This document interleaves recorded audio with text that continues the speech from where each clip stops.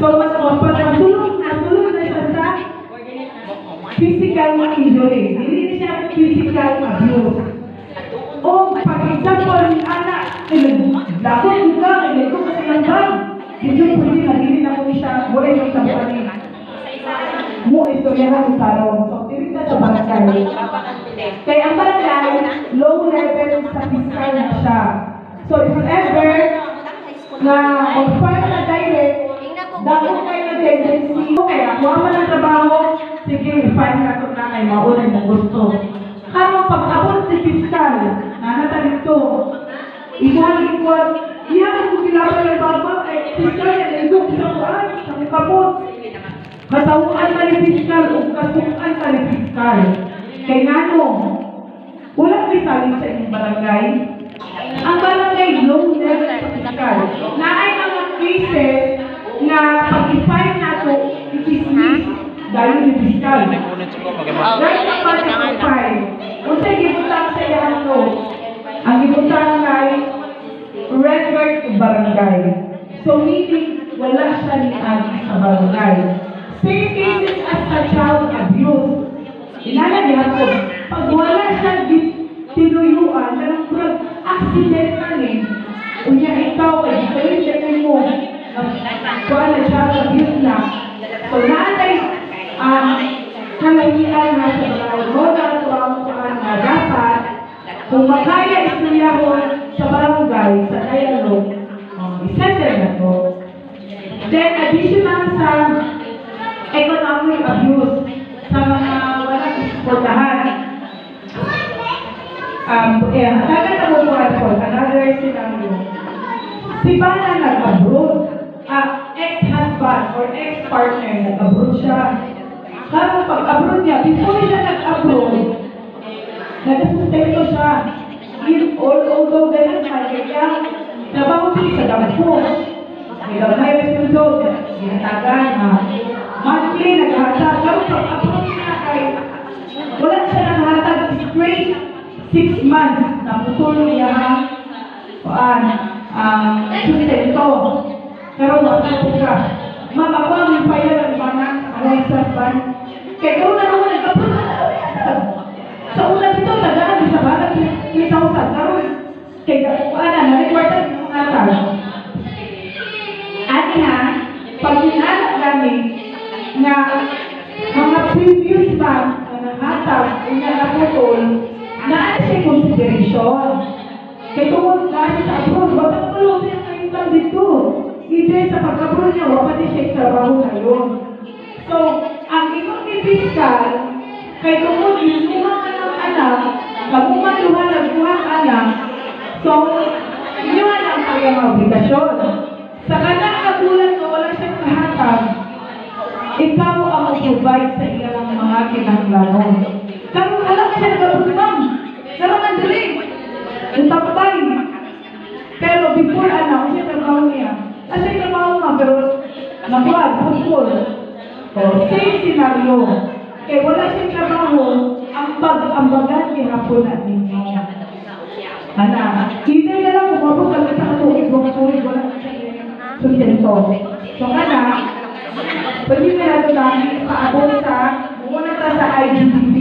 Kape. Sa Davao. Ito rin yung ipagawa sa mga partner para dito marimpuhan. Then, please po sila mag-file direct. Pwede po yung sa tuwa, pero mas hindi mag-isip sa IGTV. Kaya sa TV mag-uga siya. Mauliga din sila mga mo atubang.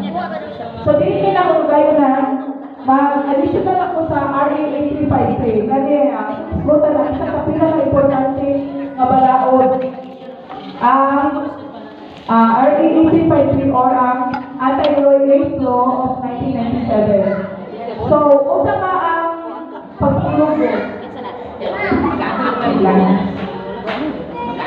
So, ang pagtulong na itabo siya kung dipukos, dihulga, hadlo ka na kanang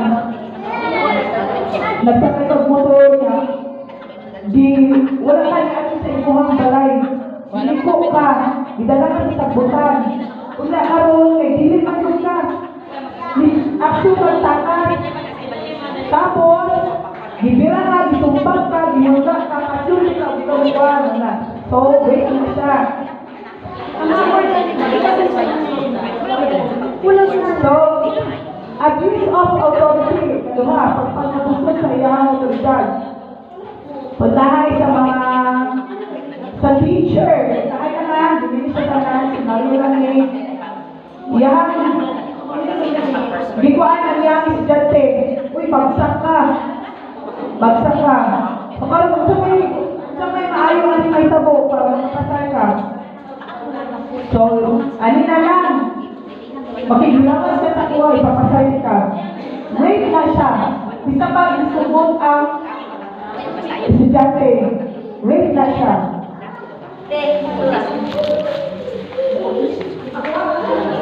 Katulong. Ang biktima hindi makasupol or no practices. Kanang nahubog. Hubog siya. Ipainom o mga samadira para mahubog o mawala sa kanyang tinuan. Karang mga Gusto ka kape? na mental disability, karang buang, Ay, kape o. kanang mga deaf, buta, bungol, o kanang mga diilan, ate. Excuse me, Pwede dear. ako sa mga bata. Alika, bata, kami singko diri. Oh. Ina-upon na siya sa rape. Naito ang klase ang rape. Ang sexual intercourse o ang sexual assault. Ang sexual intercourse, mauna siya ang babae o lalaki na nagigilawas with katong mga kung i-mention, nagtubos, o to siya, ito. O to ang intercourse, ang igilawas yun. Rape with intercourse. Ang sexual assault, mga siya ang mga indirect. Kana, mga object na i-insert sa lubot ba, umbang, paumumon, mga siya ang sexual assault. So, ang penalty, walay penalty ang sexual intercourse. Katong paghilawas.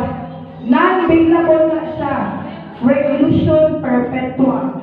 Ang iyang lifetime imprisonment ang pangalan. Ang silot ala. Ang sa sexual assault, Ang projector daw, kulab ko. Dito man nagikan sa amualas. Kasi anaros may nagtunog sa kuwana. reclusion temporal Napayawan or ka. reclusion perpetua.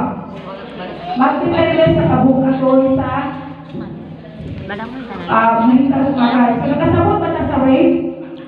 Kasabot?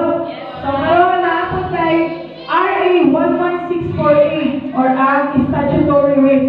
Mawag siya ang nagpalikon sa balaod sa rape para sa mga giabusar ng mga kabatanunan. So, unsa ang statutory rape? Ang statutory rape, 16